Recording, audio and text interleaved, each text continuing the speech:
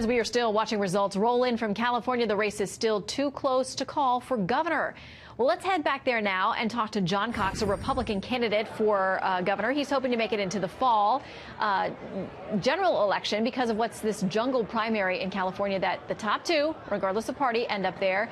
Lieutenant Governor Gavin Newsom believed to have an easy run in the top spot. But Mr. Cox hoping to be the number two. How are you feeling tonight, sir? I'm doing great. I like the early returns, and I'm eager to get into the battle. Okay, I want to read you something from the LA Times saying this.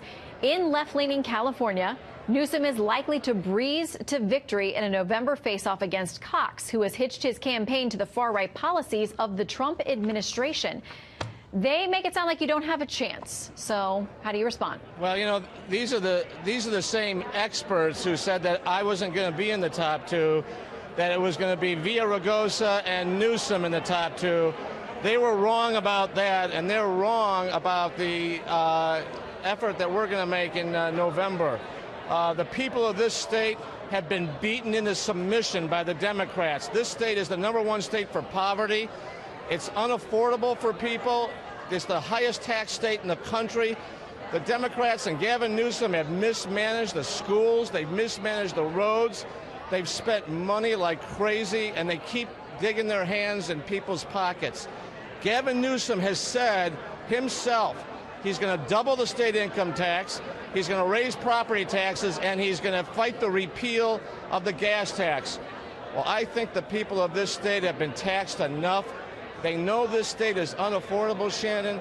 They want to change. They want to have a state where they can actually save money for their retirement or for their kids' education. Well, and John, right now, that's not available to them. Yeah, John, we've talked about this before, that the polling shows where they are on issues of sanctuary cities and taxes and all kinds of things they don't like, and yet they keep voting for these Democrats. So how in the world do you undo that formulation? It seems that the Democrats have, a lock on the state there, despite the fact that people are unhappy about some of the policy decisions they make. Well, they haven't had a chance to vote on an alternative yet, Shannon. I'm a businessman. I've gotten results over 40 years in business. I've had to meet budgets. Gavin Newsom left San Francisco with an unbelievable unfunded pension debt, homeless people in the streets, tremendous housing prices that price everybody out of the market. 46% of people in the Bay Area said they wanted to leave.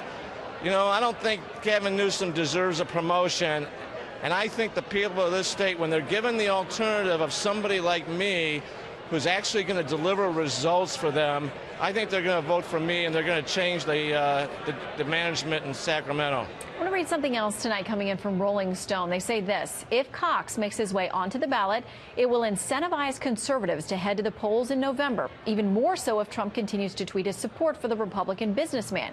Those conservatives will also vote for Republican congressional candidates, which would make it more difficult for the Democrats to win the seats they need to turn the House blue. How critical, outside of just the governor's race, is it for you to make it onto the ballot tonight because of all the other critical House races out there? I think it's critical to make sure that we get a better agenda in Washington. We've got to repeal and replace Obamacare. We've got to build infrastructure. That means we need to hold the House. We need to cut the massive spending. We need to deal with a $21 trillion debt. And the only way we're going to do that is by growing the economy.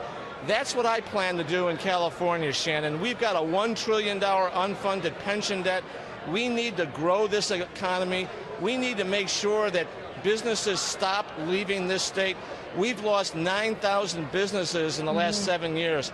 I'm a small businessman, and I talk to business people all across this state, and they tell me that they would move their business if they could, but they can't. Well, you know what? I think they're going to latch on to my campaign. They're going to say this is our last chance to turn around this state before the Democrats and Gavin Newsom ruin it. And let me give you one more thing, Shannon. Quickly. 19 states around the country have businessmen as governors, including blue states like Maryland, Michigan, and Massachusetts. And it's because those governors get results. All right. I think California is going to go with a businessman, too.